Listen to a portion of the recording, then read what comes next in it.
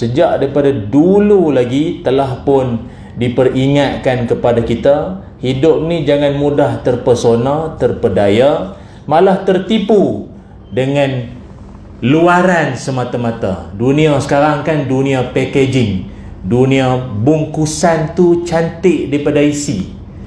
Beli barang, tengok di Shopee, Lazada, Latardok, Latahzan, apa pun nama, tengok oh cantik barang, sampai depan mata besar ni yang kecil. Ataupun bungkusan tu cantik, bungkusan dia besar, besar barang apalah ni anak kita hantar, buka demi buka besar ni kecil, apalah kau bagi mak benda ni.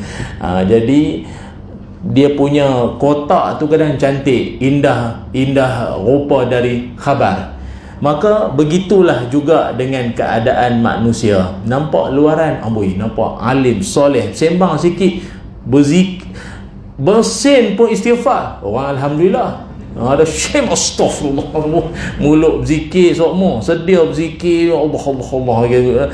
Tapi dalam hati hanya Allah yang tahu. Panggil orang-orang yang macam ni, wallahu alam niat sebenar dia apa, mempamerkan alimnya itu dengan tujuan apa kita pun tak tahu. Kalau bercakap tu bersemut mulut tu, budak-budak sekarang kata bersemut mulut tu maknanya mulut manis, cakap tu hurung dek semut.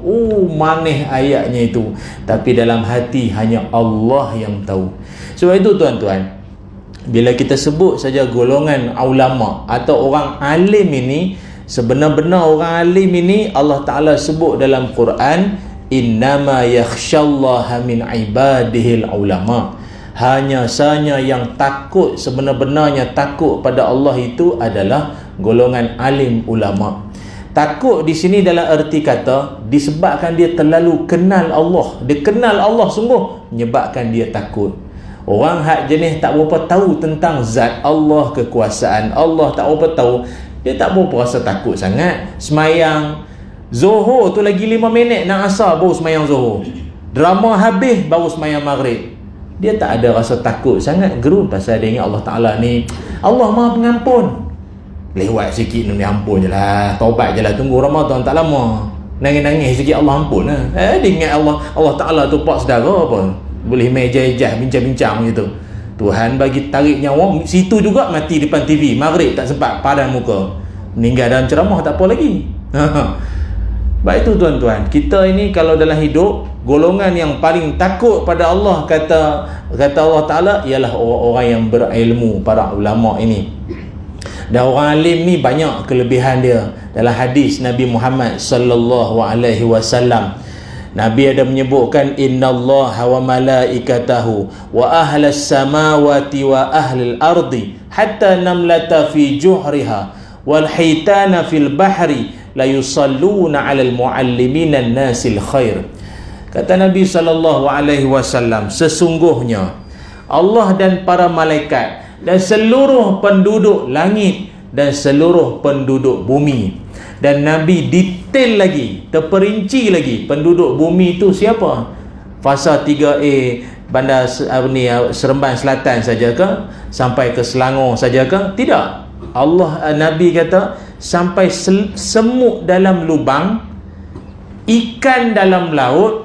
Ikan ni jangan cakap tuan-tuan macam-macam jenis ikan, semuanya berdoa untuk orang-orang yang mengajarkan kebaikan.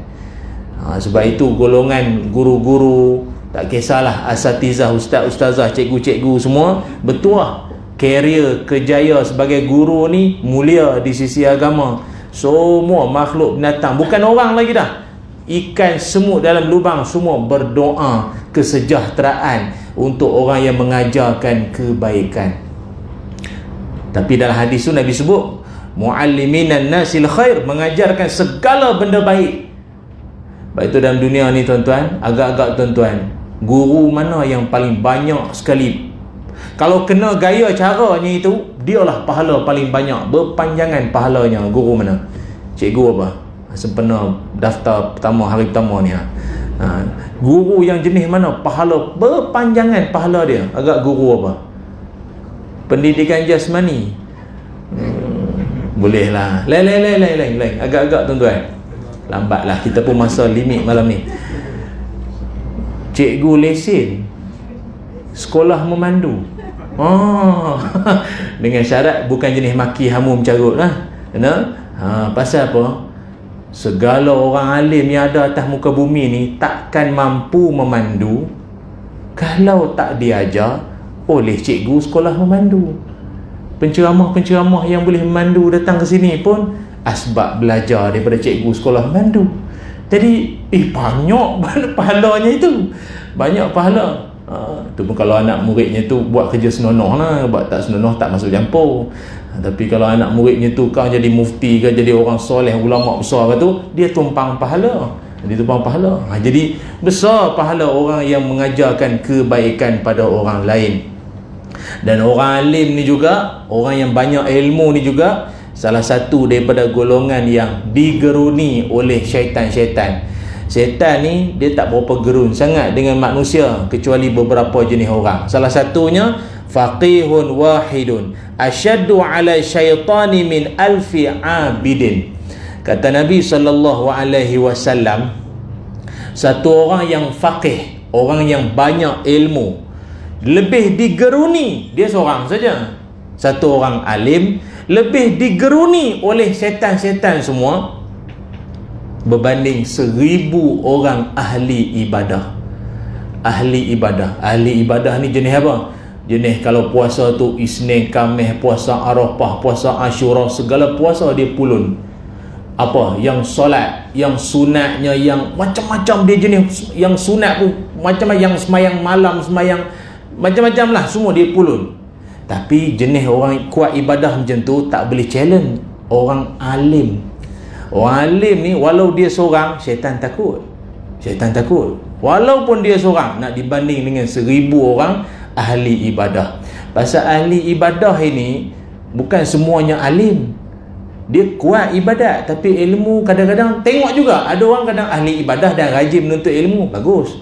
Tapi ada orang dia kuat ibadat tapi ilmu tak berapa ada.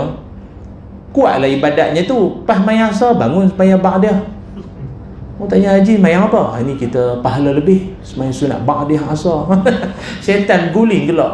Kau ni kuat mayang tapi orang tak ada ilmu, macam tu lah. Jadi orang yang ada ilmu ini lebih digeruni oleh para syaitan-syaitan menurut Nabi Muhammad sallallahu alaihi wasallam. Tapi tuan-tuan, hari ini kita berada pada satu zaman ataupun juga disebut sebagai akhir zaman. Apa tanda kita ni dunia akhir zaman? Adalah diutuskan Nabi Muhammad sallallahu alaihi wasallam. Dalam hadis Nabi menyebutkan bu'istu ana wasa'ah kahataini. Kata Nabi, diutuskan aku ini dengan berdentumnya kiamat adalah seperti ini. Aku kiamat macam ni, dekat, rapat. Kalau Nabi kata ini aku, ini kiamat. Oh, jauh lagi, selang berapa jari. Aku ini kiamat. Artinya kita ni umat yang menuju ke arah kiamat. Maka bila dunia nak menuju kiamat, banyak hadis-hadis yang kita biasa dengar. Nabi sallallahu alaihi wasallam menyebutkan. Tapi dalam banyak-banyak hadis tentang akhir zaman, paling gerun, paling seram kita baca atau kita dengar ialah bila Nabi menyebutkan dunia bila nak kiamat. Tuan-tuan, kalau rumah nak dirobohkan, tak tahulah atas tujuan apa. Tuan-tuan ada nak beli tanah lot baru, nak buat yang lama nak dirobohkan, jadi tanah yang lama tu masih nama kita lagi, nak buat tanam ke apa. Sebelum nak dirobohkan rumah lama kita tu, apa tuan-tuan akan buat? Benda yang sayang-sayang kita bawa keluar dulu. Betul tak? Benda yang paling kita sayang kita bawa keluar dulu. Takkan nak biar dia roboh sekali dengan rumah. Kita keluarkan dulu yang sofa, yang jam mana beli dulu, pasu yang sayang, semua keluarkan dulu. Barulah dirobohkan. Maka bumi ini hampir roboh. Maka yang Allah Ta'ala keluarkan dulu siapa? Yang paling disayangi. Yang paling disayangi. Bermula dengan para nabi-nabi, dah tak ada. Kemudian diikuti oleh para alim ulama. Januari ini saja berapa ramai para alim ulama telah pergi meninggalkan kita, seorang demi seorang, demi seorang demi seorang. Itulah yang diperingatkan oleh Rasulullah sallallahu alaihi wasallam. Bila ulama ni makin meninggal, makin pergi, makin hilang seorang demi seorang, kata Nabi, hatta idza lam yabqa aliman, sampai dah tak ada lagi dah orang alim. Masuk ke Bandar Seremban ni dah tak ada dah orang alim. Masuk lagi dalam fasa 3A, lagi tak ada orang alim dah kawasan sini. Akhirnya kata Nabi, ittakhadhan nasu ru'usan juhalan, manusia akan memilih orang-orang bodoh sebagai pakar rujuk. Nampak janggut segenggam, dahi bertanda, jubah melerek, apa lagi, kopiah pun air, nampak gaya syekh ni. Jom tanya soalan sikit kat dia. Nampak dia ni orang alim dah, perasan luaran saja, belum tahu lagi. Maka ramailah orang mengambil orang-orang yang dia ni tak ada ilmu, apa pun tak ada, lebih teruk mementingkan orang panggil apa, fulus ke apa ni, lagi teruk. Orang tanya dah haji, maaf nak tanya sikit lah, haji rajin pergi dengar ceramah, pergi surau, pergi masjid, nak tanya hukum sikit lah. Apa dia hukum apa tu? Nak tanyalah, saya ni jiran saya tu dia tanam pokok mangga tu lah, buah mangga jatuh dalam pagar saya, jadi boleh tak saya nak makan? Saya nak makan buah mangga tu, boleh tak? Yang haji tu pun gaya mufti lah. Pokok tu pokok siapa? Tanya kono nak minta penjelasan lah. Pokok dia yang jiran lah, tapi buah dia jatuh dalam pagar saya. Jadi kalau ikutkan saya boleh makan buah tu, betul tak? Kan macam mana haji? Boleh? Tak boleh, kena minta izin dia dulu. Tapi pokok tu pokok dia, tapi buah je dalam pagar saya, takkan tak boleh? Pagar saya tak boleh lah, tak boleh. Allah, kita tak boleh makan lah ni, tak boleh, kena minta izin dulu. Sebab saya ingat kalau hukum dia boleh, mangga tu saya nak potong, lepas tu saya nak letak apa tu, pulut, taruh santan, nak bagilah kat haji sikit. Tapi dah haji kata haram, tak boleh makan, tak apa. Haji tu pun, oh iya ke? Dia ada dua pendapat. Dia ada dua pendapat. Pertamanya memanglah haram. Yang keduanya dia tak berapa haram sangat. Dia kalau darurat. Darurat pula. Jam. Ittakhazan nasu ru'usan juhalan. Manusia akan mengambil orang-orang bodoh sebagai pakar rujuk. Jangan risaulah tuan-tuan, nampak berkerut daya semua. Habis tu Ustaz, macam mana Ustaz nak tanya siapa Ustaz lepas ni? Jangan risau, di hujung nanti saya akan kongsikan kriteria orang-orang yang boleh kita minta pandangan. Kemudian sambung hadis itu, kata Nabi lagi, dahlah ambil orang bodoh tu sebagai pakar rujuk ataupun sebagai tempat nak bertanya. Fasu'ilu fa'aftau bi ghairi ilmin fadallu wa adallu. Kata Nabi lagi, orang bodoh tu pula jenis senyap, jenis wallahu alam, tak apa, menjawab pula. Nak tanya sikit lah, apa hukum? Oh, itu hukum dia tu, dia haram lah. Oh, tiba-tiba haram lah. Kalau jenis dia jawab wallahu alam, saya pun tak pastilah, nanti saya tanyalah dengan ada kawan kerja pejabat agama tu, dia tahu sikit, tak apa juga, menjawab ya. Kata Nabi, dia akan memberi fatwa tanpa ilmu. Baik itu sekarang ni tuan-tuan, mufti-mufti jalanan punyalah banyak bersepah tuan-tuan. Jenis kalau mengaku tak tahu tak apa, jawabnya. Padahal perangai orang sebenar-benar alim, benda bukan bidang dia, awal-awal dia beritahu dah wallahu alam. Imam Malik rahimahullah tuan-tuan, tak pernah dengar Imam Malik? Bukan Haji Malik, Imam Malik tuan-tuan, ilmu punyalah hebat. Dia kalau orang aju soalan pada dia, dia boleh jawab. Tapi dalam satu peristiwa 48 soalan orang tanya pada dia, dia hanya jawab 32 saja. Selebihnya lagi dia menjawab wallahu a'lam. Dan orang yang tanya soalan tu, yang dia akhir jawab wallahu a'lam tu, bukan mari dekat-dekat, sebulan 2 bulan perjalanan punya jauh, wallahu a'lam wallahu a'lam, punyalah minyak tol maupun jauh datang wallahu a'lam menjawab. Ini bukan live Facebook, ini mari habis tinggal barang musafir punya jauh, wallahu a'lam jawabnya. Punyalah ulama dulu amanah terhadap ilmu, benda bukan bidang, jawab je lah wallahu a'lam, serahkan pada yang pakar. Jangan, dia kadang memang ada setengah orang ni barangkali ego ke, dia rasa macam kalau kami orang utara panggil apa, nampak cerai lah. Kan, rajin datang surau masjid, sekali jawab wallahu alam. Apa kau siang malam menadah kitab itu ini, wallahu alam. Baik jadi kita orang duduk rumah.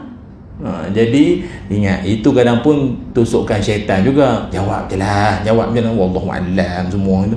Kan. Jadi ingat, maka itulah yang dipesankan kepada kita oleh Nabi Muhammad sallallahu alaihi wasallam, bahawa apabila dunia nak menuju kiamat, seorang demi seorang para alim ulama ini pergi meninggalkan kita. Maka yang tinggal hari ini adalah golongan-golongan yang mungkin kebanyakannya hanya berkepentingan saja. Dalam sebuah hadis yang lain, Nabi sallallahu alaihi wasallam menyebutkan, inna min asyrati sa'ah salasatun.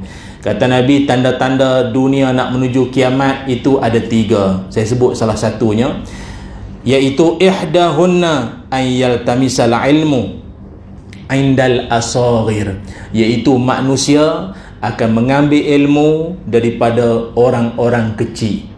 Ambil ilmu daripada orang kecil ni apa maknanya? Kata Imam Ibnu Mubarak. Imam Ibnu Mubarak ni siapa? Tok guru kepada Imam Bukhari rahimahullah. Kata beliau, makna orang kecil di sini ialah jenis orang yang bercakap menggunakan akal, pakai logik. Agama bukan benda logik, dia wahyu. Dia tak boleh main akal, tak boleh.